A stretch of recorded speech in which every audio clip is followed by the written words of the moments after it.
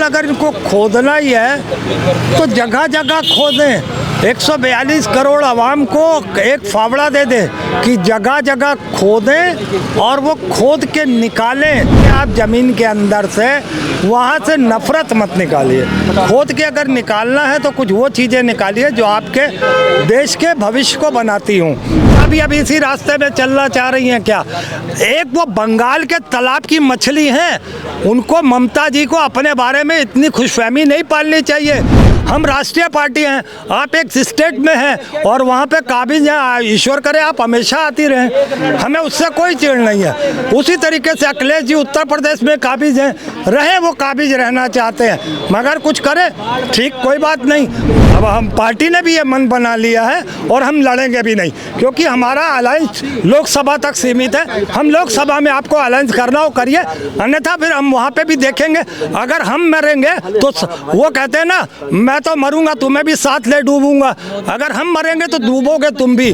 37 सीटों की अखिलेश यादव जी धमकी मत दो, ममता जी अपनी 20-22 सीटों की धमकी मत दो। आपसे डरने वाले नहीं है। अब कांग्रेस अपने बलबूते पे लड़ेगी और अपना वर्चस्व फिर से एक बारी कायम करेगी।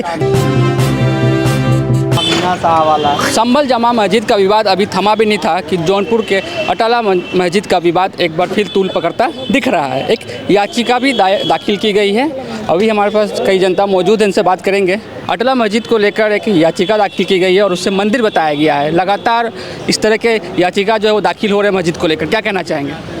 ये तो चलता रहेगा, बस दस्तूर जारी रहेगा भैया। अब शिक्षा, रोजगार, स्वास्थ्य, नौकरियां, महंगाई, सुरक्षा तो इनकी सोच में है ही नहीं, इनके एजेंडे में नहीं है सरकार के, चाहे वो केंद्र की हो चाहे वो प्रदेश की सरकार हो।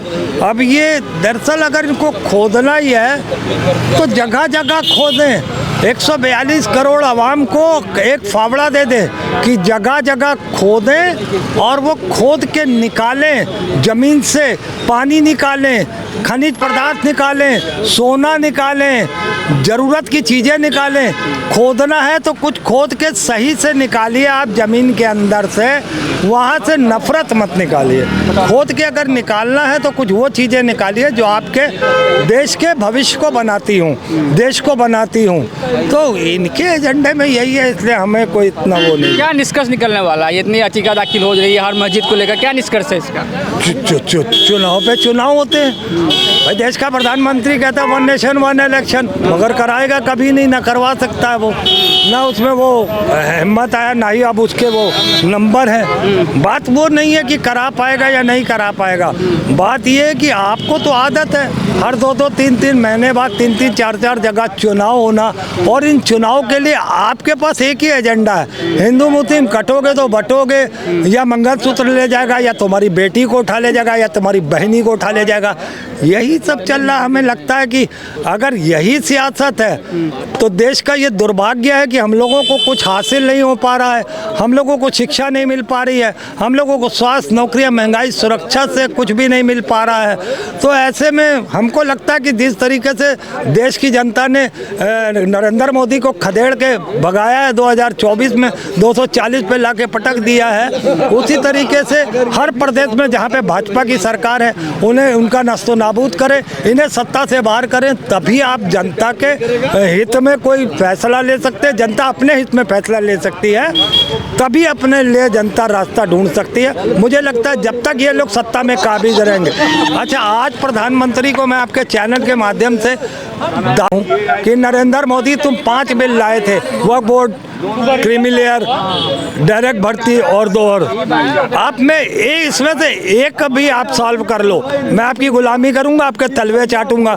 हमें मालूम है जो आपके अलायंस में है, चाहे वो चंद्रबाबू नायडू हो जाएं, चाहे वो नीतीश कुमार हो जाएं, वो आपको यूं ही निरंतर पटकनी देते रहेंगे, यूं ही आपको अपमानित करते रहेंगे। इससे अच्छा तो ये है कि आप सत्ता से निकल जाइए, उसी में आपकी इज्जत है। अन्यथा इसी तरीके से आप अपने अलायंस से सिर्फ बेइज्जती कराते रहेंगे, 5 साल तो गुजर जाएंगे, गठबंधन देश और बर्बाद हो जाएगा, उसकी कोई चिंता नहीं, मगर आपको कुछ हासिल होने वाला नहीं। अभी गठबंधन की आपने बात की तो इंडिया गठबंधन में भी ये देखा जा रहा है कि कौन लीड करेगा इंडिया गठबंधन को। ममता बनर्जी ने कहा कि हमें मौका दीजिए, हम लीड करेंगे।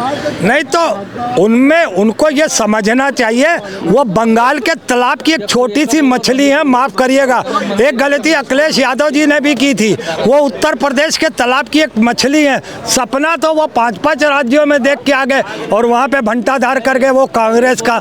उसी तरीके से ममता भी अभी इसी रास्ते में चलना चाह रही हैं क्या? एक वो बंगाल के तालाब की मछली हैं, उनको ममता जी को अपने बारे में इतनी खुशफहमी नहीं पालनी चाहिए कि वो एक राष्ट्रीय पार्टी की जगह खुद को लाकर एक नेतृत्व करेंगी एक इंडिया गठबंधन का। आप नेतृत्व कोई भी कर सकता है, नेतृत्व कोई भी कर सकता है, मगर क्या आपका मुकाबला कांग्रेस पार्टी से है? कहीं भी दूर दूर तक नहीं है आपका। हम राष्ट्रीय पार्टी हैं, आप एक स्टेट में हैं और वहाँ पे काबिज हैं, ईश्वर करे आप हमेशा आती रहें, हमें उससे कोई चिड़ नहीं है। उसी तरीके से अखिलेश जी उत्तर प्रदेश में काबिज हैं, रहे वो काबिज रहना चाहते हैं, मगर कुछ करें ठीक कोई बात नहीं। मगर जब आप दूसरे स्टेट पर जाके अखिलेश यादव जी ने जिस तरीके से कांग्रेस को नुकसान पहुंचाने का काम किया, मध्य प्रदेश, राजस्थान, छत्तीसगढ़, ये हरियाणा, महाराष्ट्र, हमें 5-5 राज्यों में बुरी तरीके से नुकसान पहुंचाने का काम किया समाजवादी पार्टी ने। तो अगर हमने तो पैसे भी अपने शीर्ष नेताओं से कह दिया है कि अब हमें अलायंस की ज़रूरत नहीं है, और पार्टी ने खुद भी अपने पास से एक एजेंडा बनाया और कल ही परसों वहाँ पे उत्तर प्रदेश और हिमाचल प्रदेश और एक राज्य में वहाँ पे जो है कांग्रेस कमेटी को भंग किया गया और वहाँ पर एक नई कमेटी ला रहे हैं। उत्तर प्रदेश चूँकि बड़ा राज्य है, वहाँ पर एक नई कमेटी आ रही है। हम नई कमेटी नए जोश के साथ से उत्तर प्रदेश में अपनी खोई हुई ज़मीन, जो हमसे धोखे से 15 लाख 2 करोड़ नौकरियों का सपना दिखा के झूठ और फरेब की बुनियाद पर सत्ता में ये भाजपा आई थी, उसी चीज़ को अब हम ख़त्म करते हुए सत्ता में 2027 में उत्तर प्रदेश में और बाकी लड़ेंगे ना। हम कर्नाटका में भी आए, हम तेलंगाना में भी आए, हम हिमाचल प्रदेश में भी आए, हम कई जगह कई राज्यों में हम मिली जुली सरकार के साथ भी हैं। तो हम आगे भी यही हमेशा निरंतर यही करते रहेंगे।